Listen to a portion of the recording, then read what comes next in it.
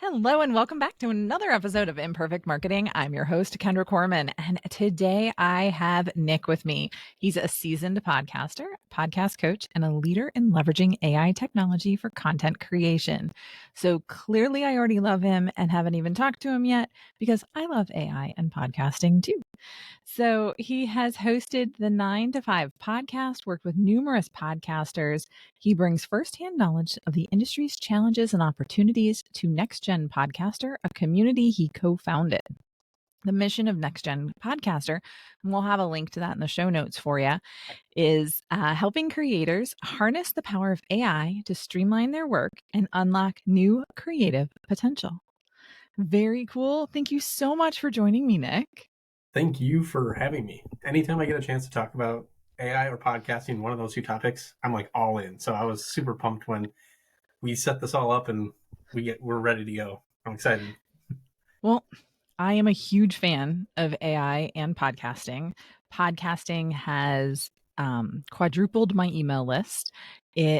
Which has grown my business, which has increased my visibility, and AI saves me at least 3 hours a week on my podcast, which is quite a bit of time.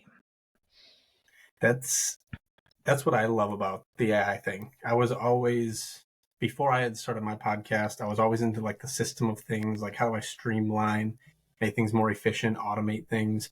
And then when ChatGPT came out, all these other tools started coming about, and it was like, holy cow, there's a huge opportunity right here for not only podcasters and creators, but marketers, business owners, like pretty much anybody to take advantage of this stuff. And I just got super pumped when it all came about. So yeah, it's one of my favorite topics for sure. Awesome. So a lot of people are either all in or all out on when it comes to AI, right? We got a lot of people that think it's Skynet from the Terminator movies and things like that, right? And sometimes it does feel that way. Don't get me wrong when I'm like, oh my gosh, that's creepy. It knew exactly what I wanted. But what seems to be the biggest hurdle that you see for podcasters and content creators overall when they're looking to incorporate AI into their process? So I kind of see two big hurdles in a lot of this. And the first one being people are afraid to lose what makes them them. They're kind of that mentality of like, oh, if I use AI, then it's not my content, then no one's going to care. And why would I even start a podcast unless it's my podcast?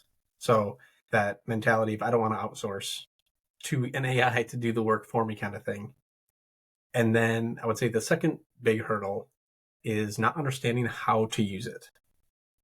On the absolute flip side of people not wanting to create an AI version of themselves, there's the people that want it to do everything for them and get frustrated and disappointed when it doesn't. And that's really not what this AI stuff is all about. That's not what it's for. So I think those would by far be the top two hurdles that I see. Not even just content creators, but everybody who's kind of dipping their toes in the AI space. Those are the two big things I've noticed.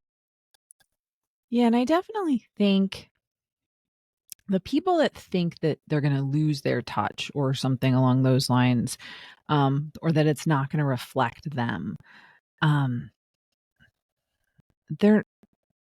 I feel like it's just a little bit short-sighted because the human element, the editing, adding you into that process, I think is essential. I know a lot of people skip it, and I get on, my I get on my high horse here when I'm always talking about you got to edit the stuff that it gives you, but it can give you stuff that is written in your voice. If you give it your voice, it it can really streamline processes beyond belief. I mean, it's just amazing. What are you finding that hesitancy being? Can you repeat the back end of that? I Oh, missed it. sorry.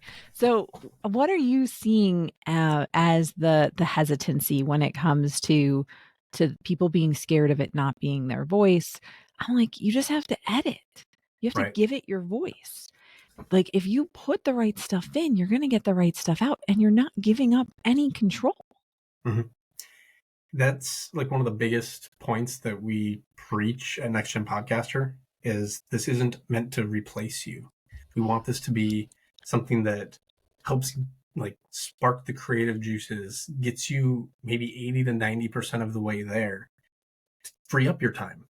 But then it's on you as the creative, the solopreneur, the marketer to kind of take it that last 10 to 20%. I mean, I'm sure everyone here listening to the podcast knows the um, Pareto's principle, like 80-20 rule. If we can get AI to do 80% of the like tedious stuff that doesn't need our full attention, and then we can step in and really focus on the stuff that matters in our content and everything that we're doing, that's the goal here. It's not meant to say, okay, do it for me, and then I'll come back and publish it or do whatever. It's not about copying and pasting, right? Right. You have to edit, you have to add that human piece to it. I think that that's just such a differentiator. Now, I'm a big fan of podcasting because in this world of AI, I think that podcasting is very real. I mean, you and I are having a very real conversation right now. So when we're doing this, um, I think it helps people stand out. What are your thoughts on podcasting as a major content pillar, I guess, for people? I mean, podcasting is still very young. It doesn't seem like that because it's like everybody has a podcast, and it's really not the case. So, that one of the things I love about podcasting is the fact that it can be such a personal experience. Someone is tuning into you sometimes for 30 minutes, sometimes an hour, and just listening to you talk, listening to the conversations that you have. And nowhere on social media or, I mean, I know you're a big email marketing person, but even email marketing, nowhere can you kind of grab that much attention from somebody in a single sitting. So that's extremely powerful. And then not only that, they're hearing your voice. If you're doing a video podcast, they're seeing your face. So it's almost like they're building a relationship with you without you even knowing it. And there's a lot to that, seeing the person and hearing their voice. And I find that people feel like they know me without ever having met me, so much because they heard the podcast. Now Yeah. they listened to the episode because they clicked on the link in my email newsletter. But let's talk about how can AI and I'm pretty familiar with some of this, but I'm looking forward to your thoughts on it. How can AI save time and money for podcasters specifically? Oh boy, where do we start? Okay, first I'm going to ask you a question. What AI tools are you currently using? You said you save several hours a week on the podcasting stuff. So what are you currently using right now? Riverside.fm, ChatGPT, Claude AI. I'm trying to think what else. Buzzsprout. I got Nice. quite a Okay. few in my tech stack. Yeah, I mean, I love all of those tools. I think ChatGPT has probably been one of the biggest drivers for me. And I mean, I'm not lying when I say I'll use it like top down from the creation process. Like I've gotten really big. I've taken a step aside from the podcasting to help podcasters, but in the meantime, started growing a YouTube channel. And I'll jump into ChatGPT, which will help me brainstorm ideas, all the way to actually scripting the video. Now, remember, we're tweaking this thing. We're not just copy pasting. We're not stealing the stuff from ChatGPT. Essentially, we're making it our own. But basically, script it all out to the point of like, here's where the edits are going to be. Here's the different cues that I want throughout the video, and when we're going to jump to the different spaces. Then we can take that video. We can create promotional clips.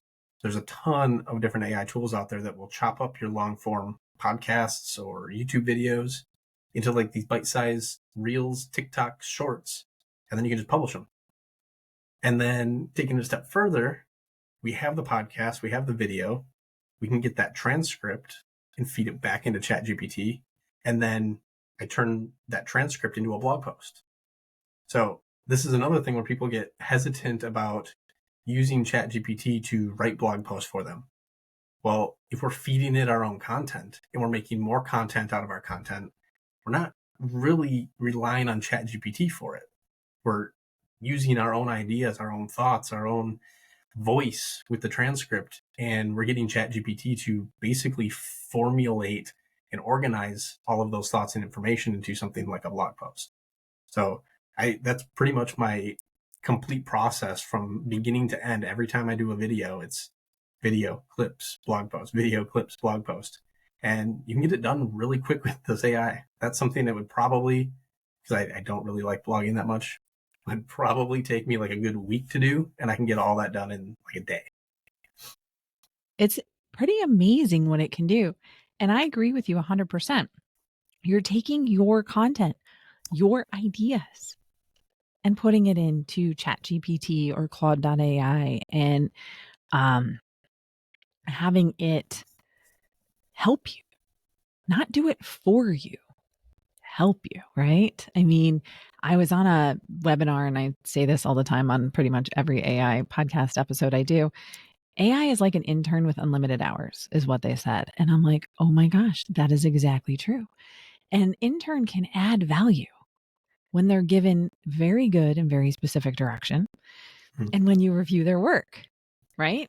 So when you think of it that way, it's pretty amazing what it can do. And for a lot of us as solopreneurs, entrepreneurs, small business owners, they say it's lonely at the top. Well, yeah, it's lonely. But here you've got a built-in person that's available to spitball ideas with and to come up with other creative titles and things like that. I upload my transcripts of each episode into ChatGPT or Claude AI. It depends. Sometimes ChatGPT's been a little moody lately. Yeah. But I upload it into ChatGPT or Claude AI, have it help me with the show notes. Riverside.fm is now doing a version of show notes for me. And I'm taking them and comparing them and seeing which ones I like better. But I don't have to re-listen to the episode. I don't have to do nearly as much as I used to. And there's a lot of value there, right? Because I would have to re-listen and take some notes, and this way I don't have to do any of that. Okay. So, and again, you're starting with your own content. That's like Yes. a really big piece, I think. I recently wrote a book on leveraging AI in communications. It's mostly about using ChatGPT and Claude AI to save you time and these types of things. And yeah, it started with a presentation. I uploaded a transcript of a presentation that I did and then outlined it from there. And that's really, and then of course, heavy editing because it was a book, not a presentation. But it really helped guide me on the way and probably saved me 3-4 weeks of work that I didn't have, and the book still wouldn't be done. All right. I'm a big fan of coming up with your ethical guidelines around AI. So, what are your ethical considerations when it comes to using AI in podcasting? Yeah, it's a big topic. And I mean, we've seen a lot of stuff in the news about copyright issues and artists, and it's become a big thing because it's completely uncharted water. This is the first time we've ever had technology that's this good, I'll say. So a big part is what we've already talked about is editing the content. We can't expect AI to be everything for us, even when we are training it on our own voice, even when it does understand. There's going to be an element of it that's not you. And I mean, there's going to be people that are going to abuse it. That's without a doubt. Any new technology, there's the bad apples that are going to abuse it and take advantage of it. And that's part of what's going to make you and your content stand out across everybody else's. Because yeah, anybody can paste something into ChatGPT and say, give me a video script, do the video for me, whatever. But it's not going to have your experiences and your emotions, and everything that you've gone through is not going to be in that. You can bring that to the table. So the first big ethical one is making sure that you're inserting yourself back into everything that you're creating. No, I think that is a really, really good way to think about it. Because again, that's how you're going to differentiate yourself. There's so many people that are copy pasting. Don't Mhm. copy paste, right? Add that human element, differentiate yourself, and make sure that it's reflecting the authentic you. I think that that's really important. Um, okay.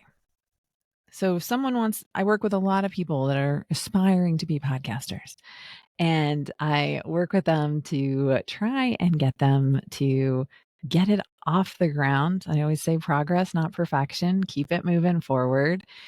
What does a beginner podcaster need to start using AI and get that podcast off the ground? I mean, the first thing you need to do is have conversations. If you're going to use ChatGPT, talk to ChatGPT. It doesn't even have to be about the podcast or what you're doing. Just have a conversation with it, because that's one of the biggest things we find with people that are kind of new to AI. Maybe they don't believe in it. They think it's garbage. A lot of them just haven't played with it, or they have, and they've maybe told ChatGPT to write a podcast or come up with podcast ideas, and then they're like, "Well, these suck. Like, I don't want to do this. ChatGPT blows." And once you understand how to communicate with it, we always say, like, the more detail you can give it, the more background information you give it, the better it's going to be. It would be no different if I went to you, Kendra, and said, "Hey, give me some podcast ideas." And like, okay, Yeah. you want true Here you go. crime? You want like entrepreneur? Like, what do you want? You're just going to spit out a bunch of random ideas. But if I say, "Hey, Kendra, give me some ideas of podcast episodes that I could talk about email marketing," you're probably Mhm. going to come up with a whole slew of really good email marketing episodes that I could like riff off of. So giving it the background, the details is huge. One of my favorite ways to prompt ChatGPT, and I don't know how often you use it, is what do you need to know from me to do this?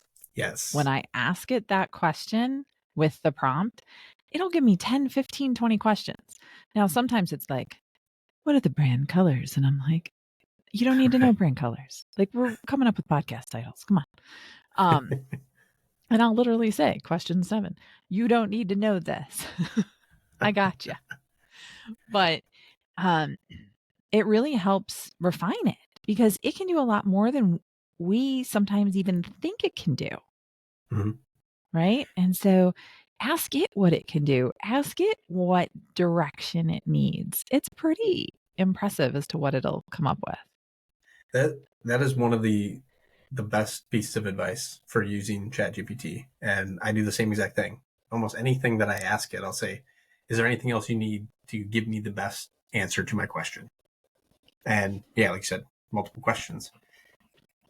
Another thing, I don't know if you've played with the custom instructions within ChatGPT. Is that This something much. you that much? This So much, a little that much. If you guys are only listening, I put my fingers for a little bit. that is actually extremely powerful. And just as an example, there's in custom instructions like a setting in there that you can essentially feed ChatGPT background information. So it asks about you, and then it asks about like how you want ChatGPT to respond. Well, rather than tell it about me, like I gave it a little bit of information about me, but I gave it information about my target audience, about my brand, about my goals with NextGen Podcaster and what we're trying to achieve. And then in the bottom box, I told it how I want to like carry out specific processes. So as an example, when I write blog posts with ChatGPT, I usually, if I have an idea, I'll give it the idea. If I don't, it asks like, "Hey, can I help you with ideas?" Then I want it to outline that idea for me, or outline the big picture of the blog post. I don't want it to start writing. I want it to give me an outline. Then once we've agreed on an outline, then I tell it to write section by section. I don't want it to write the whole thing. Give me section 1. Then once we're good, okay, give me section 2. Okay, we're good. And I'll just piecemeal the blog post. Well, I put that all in custom instructions.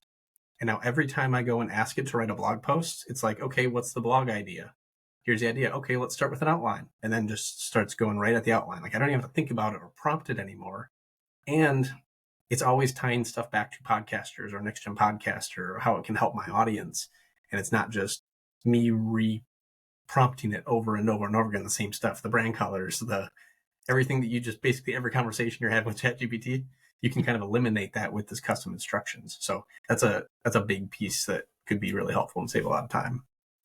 So when I said I play with custom instructions just a little bit, I deleted them all out because I use it for so many different things that isn't related to each other in different companies, and I had to delete all mine out.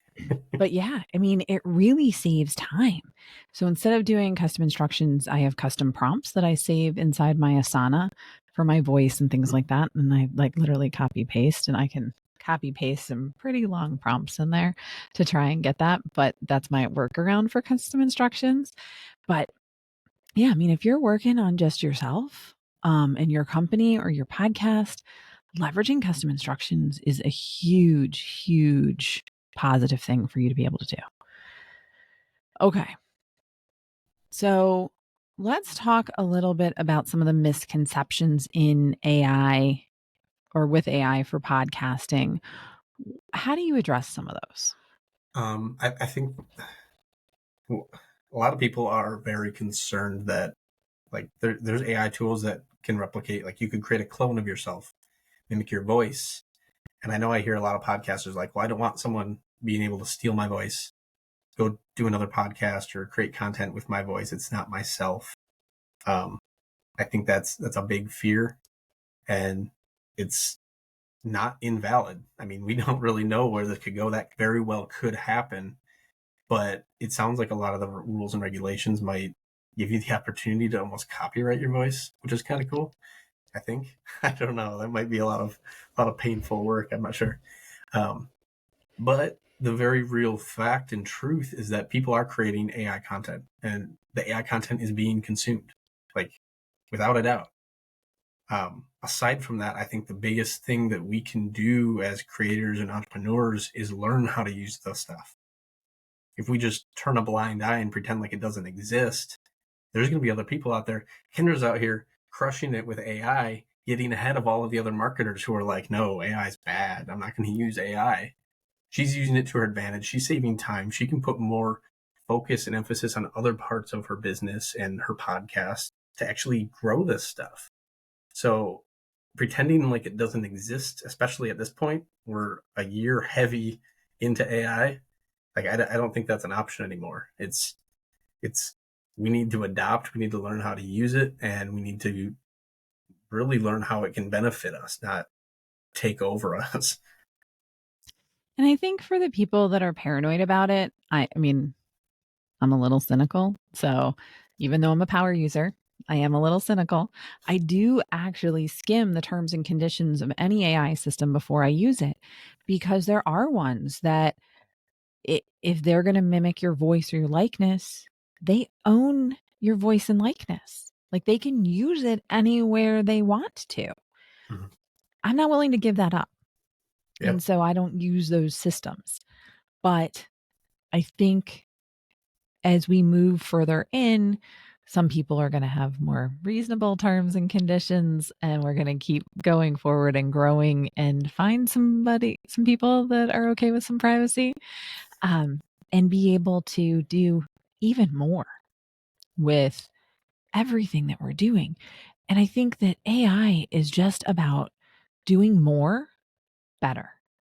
It's not about replacing you or replacing other people.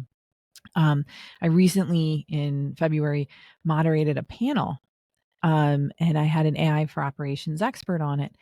And he goes, not one project that I have done implementing time saving processes and procedures and things like that for companies has resulted in one person losing their job.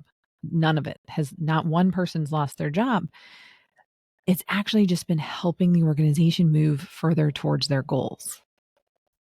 Like that That's says a lot. yeah. I love that, and I've been preaching the same thing because I think that was the big thing. Like, okay, AI is just going to take all of our jobs, and then we can't work anymore because it can do it. And I've seen that as well. Like even in like the coding space, like I I have absolutely no coding experience, and I've built like functioning applications. Mm-hmm. And all I did was have conversations with ChatGPT, and like that says a lot. But Mm-hmm. at the same time, a lot of these like development companies are encouraging the people to actually use the stuff because it makes them more efficient, helps them meet deadlines better, helps them troubleshoot quicker. Like there's a lot of applications that can help us, again, not replace us.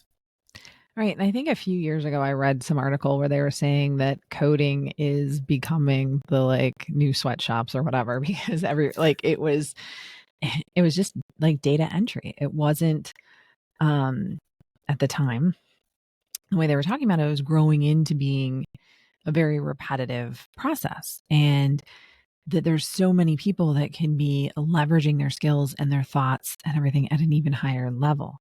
So Mhm. again, I think all we're doing is just getting rid of the stuff that that is lower level, lower thought process so that we can move on to the next piece. Me spending, 3 hours editing a podcast or re-listening to a 30-minute podcast so I can type the show notes doesn't add value Right. to anybody. Right. So, how can you get rid of some of that stuff, some of those routine tasks, and add value, right, to your business, to your customers, to your audience? Just leaves so much room for so much opportunity. 100%. And I mean, if you think about it, in a lot of ways, it's no different than outsourcing. A lot of times the first things you're going to outsource are the things that you either don't want to do or don't have the time to do because your focus is more important elsewhere. We're doing the same kind of thing here, just with AI. And it's cool because it's giving solopreneurs kind of more options because not everyone can afford to outsource to real people. And Yep. yeah, you might not be able to get the work done quite as well, but it's going to get you a lot further along than trying to do it all yourself, balancing a million different plates. So I I don't know. Every time we get into talking about AI, I just get so pumped because have always been like the do it yourself kind of person. So Mm-hmm. the fact that I can do it myself and do it more and do it better is like the most exciting part of this all. And I would say AI is about more and better. And I think without I don't know if my podcast would still be going. I had a good plan. I was getting business, I was getting inquiries. Don't get me wrong, I loved it. It made life easy for me. From a content perspective, so that I've got content to share on social media and in my email newsletter. And I'm a huge fan. But I would have gotten overwhelmed. I would have missed a couple of weeks because I had too much client stuff going on. I mean, sometimes we get caught up in our business and don't have the time to work on our business. And AI frees up that time so that I've got time to work on my business, not just in it. And I think that's a big difference. And again, that human element. Do not get copy paste. I think Mm-hmm. both Nick and I have reiterated that a few times. Do not copy paste. Still edit, still make it you and yours so that it can see your authenticity. And I think that that's really important. Absolutely. Okay. So Nick and I could go on and on and on and on and probably on some more about this. But I know most of y'all who are listening or watching stop tuning in around the 30-minute mark. So I do not want to miss the opportunity to get Nick's take on the question that I ask everybody. Nick, this show is called Imperfect Marketing because marketing is anything but a perfect science. What has been your biggest marketing lesson learned along the way? So I'm going to go completely off the topic of AI. I know we've been going hard on AI, but truthfully, the biggest lesson I learned was to start getting into video. And it was something that I was terrified of doing. You could ask my wife. I would set everything up. I would get ready to record. I'd hit record, and then I'd just freeze. Like it was terrifying. And I eventually decided to get into podcasting. So I was like, okay, I can hide behind the mic. I can have conversations with people, and it took some of the pressure off. And then as I got more comfortable with that, then I was like, okay, let's dip my toes in video again, and that started becoming more comfortable. And now video is like a big part of everything that I do. And I can honestly say that I wouldn't be doing what I'm doing and having the success that I'm having without video. And the fact that I was afraid of it back then was kind of silly. Like, it was kind of all of these personal struggles that I was going through that prevented me from doing it. And it's actually really easy. It's, yes, it can be nerve wracking. I still get nervous sometimes, but at the same time, if you go in with a kind of who cares attitude, I can always do another video, that will really change your mindset. So I really wish I would have got into video and podcasting just much sooner. Yes, I am right there with you. I did my first 100 episodes of this podcast without video because I didn't want to have to do my hair. And someone was like, well, can't I just sew up authentically me? And I'm like, yes, you can. Authentically me, my hair is done. That was a big struggle.